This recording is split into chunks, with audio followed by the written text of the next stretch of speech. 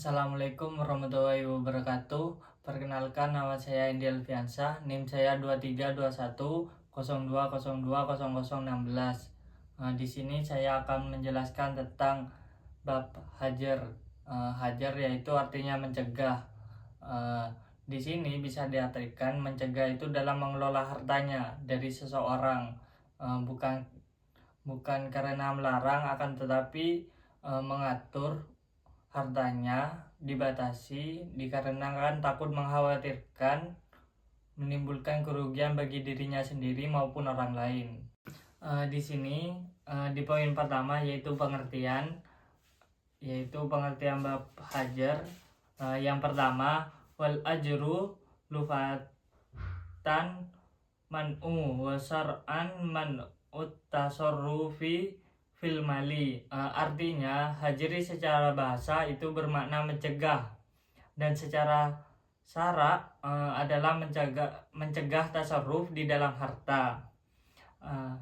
Biji lafit tasarrufi fil ghairihi katola kifayan fudu minas sofi'i. Artinya berbeda dengan tasarruf pada selain harta, seperti talak. Maka talak yang dilakukan oleh Syafi'i itu hukumnya sah. Jadi dari sini kita bisa menarik kesimpulan bahwasannya pengertian dari hajar itu yaitu mencegah seseorang untuk mengelola hartanya, dikhawatirkan untuk tidak merugikan orang lain ataupun untuk merugikan dirinya sendiri. Contohnya seperti orang gila atau anak kecil. Kalau anak kecil itu kan masih belum tahu nilai seperti itu, pastinya kan dia jika membeli atau menjual barang dari dirinya sendiri pasti akan menimbulkan kerugian seperti itu. Untuk poin kedua yaitu orang-orang yang dihajar. Jadi di sini itu dibagi menjadi 6 orang. Wa ja'alal musannaful hajra ala sittaki minal ashkhasi. Musannif menjadikan hajar pada 6 orang. Jadi di sini kita bisa menarik kesimpulan bahwasannya orang-orang yang dihajar itu dibagi menjadi 6, karena berbeda dalam kondisi tertentu seperti itu. Untuk orang-orang yang dihajar itu adalah anak kecil, orang gila, safih, idiot, dan musannif. Di sini menjelaskan bahwasannya Syafi'i dengan perkataan beliau yang menyia-nyiakan hartanya. Maksudnya Syafi'i yang tidak bisa mentasarrufkan harta sesuai dengan semestinya. Untuk Arabnya yaitu al-sobiyah wal majnuni wal safihi. Wa fassara al-musannafu bi qawlihi al-mubaddari limalihi ayyi alladhi lam yasrifu fi masarrifihi. Yang pertama itu kan anak kecil. Jadi anak kecil ini kan masih belum memiliki akal yang belum mumpuni lah gitu, masih belum matang, jadi sehingga itu bisa menimbulkan kerugian bagi dirinya sendiri jika melakukan tasarruf seperti itu. Untuk yang kedua yaitu orang gila. Orang gila ini tidak sah tasarrufnya karena kan kalau orang gila ini kan hilang akal seperti itu. Contohnya seperti orang gila menjual rumahnya seharga 10M gitu kan, gak masuk akal. Yang ketiga yaitu safih. Safih adalah orang yang menyia-nyiakan hartanya. Jadi safih adalah orang yang tidak mampu mengelola hartanya dengan baik atau memakai uang tanpa pertimbangan. Jadi di sini orang-orang yang tidak bisa mengelola hartanya itu dihajar untuk menjaga hartanya untuk tidak boros dan tidak disia-siakan seperti itu. Contohnya seperti seseorang yang membeli barang tanpa memikirkan hartanya. Yang keempat yaitu mulfis atau pailit. Wal maflisihi wa huwa lufatan man soroma luhu hulausan summa kuniya bihi ankilla tilmanli au ada mihi. Keempat, dan muflis orang yang pailit. Artinya muflis secara bahasa adalah orang yang hartanya telah menjadi uang receh. Kemudian kata-kata ini dijadikan sebagai kinayah yang menunjukkan sedikitnya harta atau tidak memiliki harta.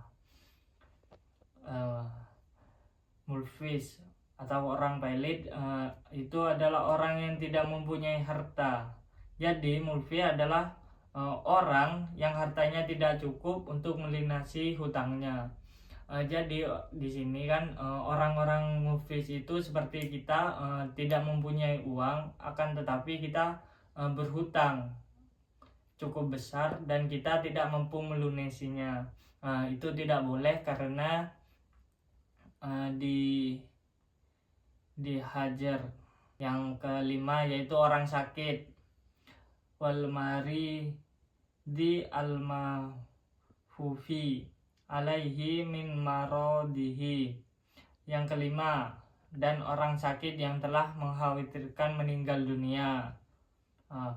Wal ajru alaihi fima zada alas sulusi wa huwa sulusa at-taqati ajali haqqal warosati. Orang sakit seperti dihajar pada harta yang lebih dari sepertiga seluruh hartanya, yaitu 2/3 harta ditinggalkan karena untuk menjaga hak ahli waris. Jadi orang sakit atau orang yang sedang sakit keras itu dikhawatirkan meninggal dunia dikarenakan dibatasi haknya untuk mengelola harta, seperti di dalam artinya tadi kan hanya menggunakan maksimal 1/3 dari harta seluruhan karena untuk hibah atau seterusnya.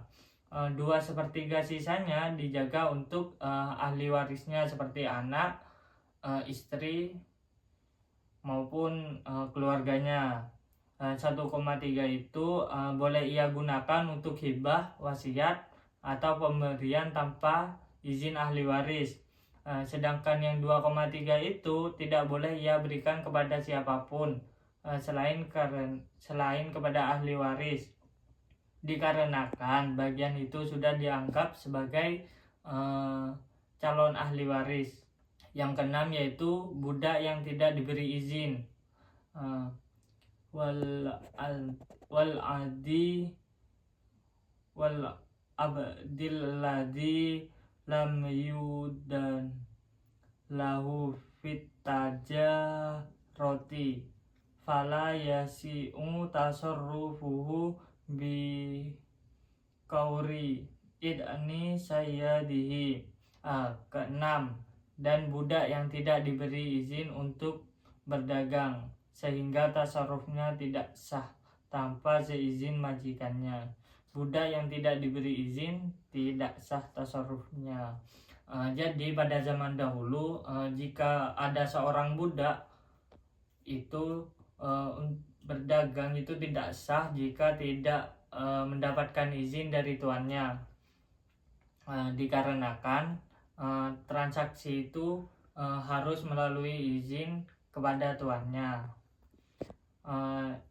Selanjutnya yaitu masuk ke bab hajar sebagai dasar hukum sita jaminan menurut hukum Islam. Yang pertama, konsep al-hajar. Al-hajar adalah konsep dalam fikih yang membatasi seseorang untuk mengelola hartanya. Pembatasan ini dilakukan ketika seseorang dianggap belum mampu atau tidak layak mengatur harta secara mandiri. misalnya karena akalnya belum sempurna, boros, atau hartanya sedang dalam prioritas penyelesaian hutang. Hakim atau wali diberi kewenangan mengawasi demi mencegah kerugian. Jadi dari sini konsep al-hajar itu dalam fikih sama seperti tadi di bab pertama yang pengertian itu, bahwasannya al-hajar ini membatasi orang-orang untuk mengelola hartanya karena takut menimbulkan kerugian bagi dirinya sendiri ataupun orang lain. Orang-orang yang dihajar itu di sini sama juga dibagi 6. Yang pertama anak kecil, orang gila, safi atau boros, muflis, orang pailit. 5 orang sakit yang dikhawatirkan meninggal. Yang keenam yaitu budak tanpa izin. Macam-macam hajar itu dibagi menjadi 2. Yang pertama untuk melindungi orang yang dihajar, seperti anak kecil atau orang gila, agar hartanya tidak hilang. Untuk yang kedua yaitu untuk melindungi pihak lain, seperti dalam kasus Murphys. Ini kan kasus kontemporer seperti itu, karena jika tidak dibatasi, orang tersebut bisa menjual hartanya atau barang-barangnya yang seharusnya ini bisa menjadi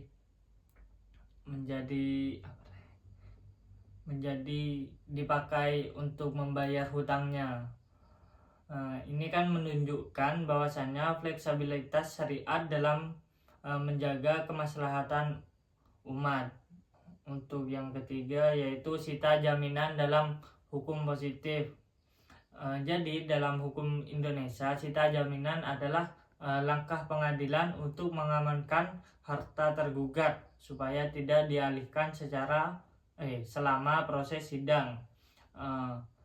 Karena ini juga penting kan, agar bila nanti penggugat menang, putusan dapat dilaksanakan tanpa sita jaminan. Tergugat bisa menjual atau memindahkan harta sehingga putusan menjadi tidak berguna. Sita jaminan dalam hukum positif ini sama halnya juga kayak di bab hajar, yaitu untuk mencegah atau membatasi harta seperti itu supaya tidak merugikan orang lain maupun dirinya sendiri. Macam-macam sita jaminan yaitu dibagi menjadi 2. Yang pertama sita atas barang penggugat sendiri, misalnya jika barangnya berada pada orang lain. Jadi di sini kita bisa menyita barang kita kepada orang lain. Untuk yang kedua yaitu sita atas barang milik tergugat. Untuk mencegah tergugat menghilangkan harta, keduanya bertujuan untuk menjaga objek sengketa agar tetap aman sampai putusan akhir dibacakan. Untuk selanjutnya yaitu tujuan sita jaminan. Sita jaminan dilakukan agar harta tetap utuh dan tidak dialihkan selama perkara berlangsung. Dengan cara ini putusan pengadilan tidak menjadi sia-sia. Selain itu, sita juga mencegah tergugat menghilangkan atau merusak harta untuk menghindari kewajiban. Jadi di sini bisa kita tarik kesimpulan untuk tujuan sita jaminan ini untuk menjaga harta satu sama lain selama sidang berlangsung. Jadi tergugat maupun menggugat itu sama-sama menjaga harta dari satu sama lain agar tidak timbul kerugian. Kesamaan hajar dan sita jaminan. Hajar maupun sita jaminan itu sama-sama membatasi seseorang dari mengelola hartanya, dan keduanya juga bertujuan untuk melindungi pihak yang dirugikan. Keduanya juga diputuskan oleh otoritas hukum atau hakim. Jadi ini menunjukkan konsep hukum Islam dan hukum positif memiliki titik temu dan prinsip yang sejalan. Tadi kan saya juga bilang kan bahwasannya hajar dan sita jaminan itu sama-sama bertujuan untuk menjaga hartanya untuk mencegah hartanya dikelola sembarangan seperti muflis ataupun orang gila, anak kecil, dan orang sakit yang hampir meninggal. Jadi di sini tujuannya itu juga supaya tidak timbul kerugian bagi orang lain. Untuk selanjutnya yaitu analisis inti.